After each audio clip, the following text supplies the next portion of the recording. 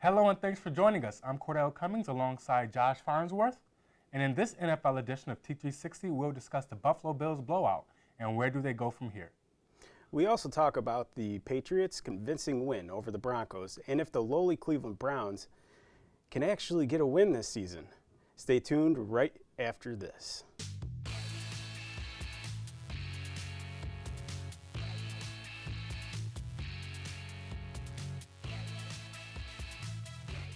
Welcome and thanks for tuning in for this marvelous edition of T360. We start things off with the Buffalo Bills. The Bills lost, better yet, they were demolished 47-10 by the New Orleans Saints on Sunday. So Josh, are the Bills going to rebound and find a way to stay in the playoff hunt? I say no. It's looking like it's going to be pretty tough for them to turn this around. They play the LA Chargers this week, followed by the Kansas City Chiefs, followed by the New England Patriots, followed by Indianapolis, Miami, New England, and then finish off the season with Miami. One thing to point out, the Miami Dolphins have been playing a very good defense. And then also the LA Chargers gave the Jaguars a run for their money this past week. Definitely. Yeah, I think the Bills have a chance to rally the troops, so to speak. But, I mean, they are still in the playoff hunt, so it's not time to totally panic. As we know coming out today that they will start Nathan Peterman this coming Sunday. So I don't think it's time to panic yet, but I do believe that I think it may be in their psyche. That's why I think it's so important for them to win a game, the next game in particular, because that last game against the Saints, they couldn't even stop Kamara, as we can see. Or 6 rushing touchdowns was ridiculous.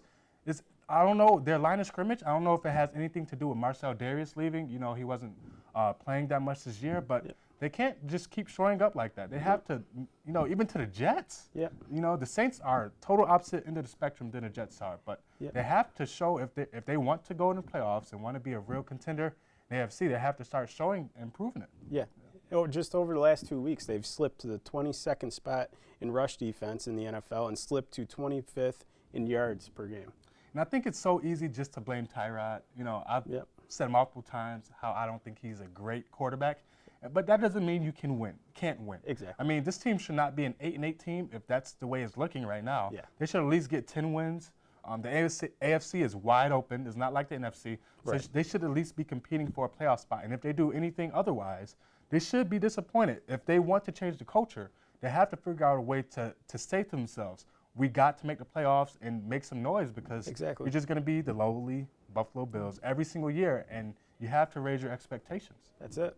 Definitely.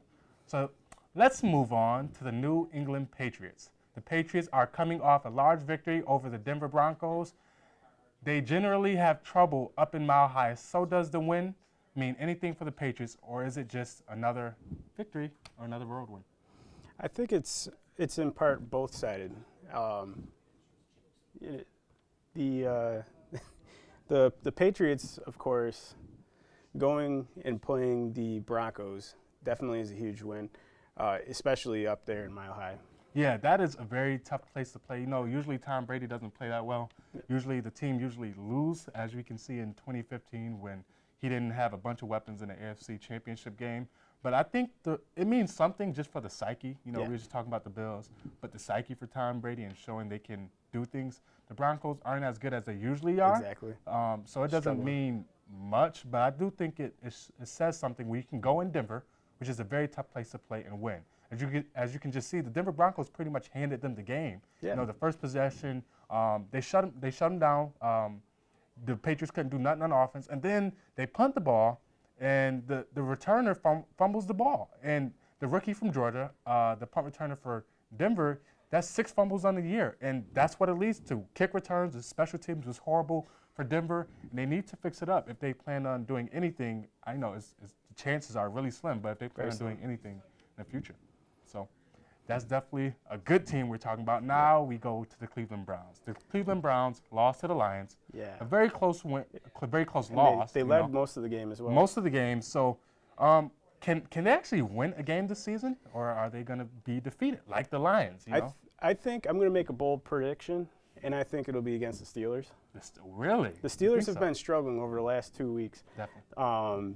They lost at home against the Jacksonville Jaguars in with a lot of, against a lot of points, and then they went in and they lost. They almost lost to Indianapolis this past week.